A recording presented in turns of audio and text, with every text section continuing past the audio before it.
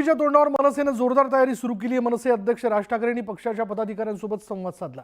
यावेळी राज ठाकरेंनी पक्षाचा विस्तार करण्याच्या दृष्टीने मार्गदर्शन केलंय।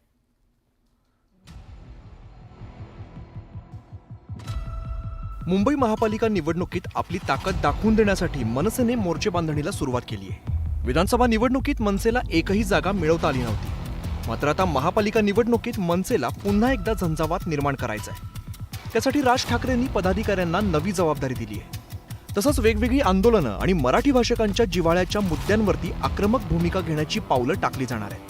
बऱ्याच गोष्टींवर चर्चा झाली, सगळी काय कॅमेरासमोर सांगणं शक्य नाही, पण पक्षाची वाढ कशी झाली पाहिजे, संघटना बांधण्याच्या संदर्भात काही सूचना, अशी सगळी ती ओव्हरऑल बैठक। मुंबई पालिकेची निवडणूक मनसेसाठी महत्त्वाची आहे, कारण विधानसभा निवडणुकीत स्वबळावरती लढणाऱ्या मनसेच्या पदरी अपयश आलेलं होतं। विधानसभा निवडणुकीच्या निकालानंतर महाविकास आघाडीच्या नेत्यांनी ईव्हीएमवरती खापर फोडलं होतं। राज्यात 70 लाख मतं वाढवण्यात आल्याचा आरोप महाविकास आघाडीकडून करण्यात आला होता। त्यानंतर आता मनसेने सुद्धा ईव्हीएमवरती संशय घ्यायला सुरुवात केली।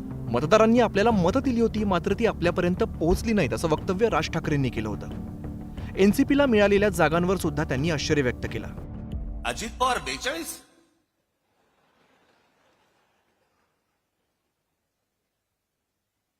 म्हणजे 4-5 जागा येतील की नाही असं सगळ्यांना वाटत असताना अजित पवार 42, कोणाचा तरी विश्वास बसेल का याच्यावरती?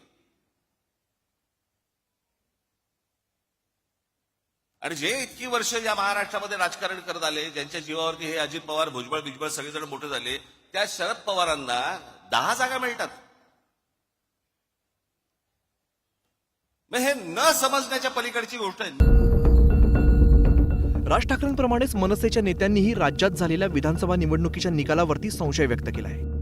ज्या पद्धतीने महाराष्ट्रामध्ये निकाल लागले आणि 6 महिन्यात निकाल ज्या पद्धतीने बदलले गेले, ओपिनियन बदलली गेली, तर त्याच्यावर शंका आम्हीच नाही, बऱ्याच लोकांनी उपस्थित केलेली आहे।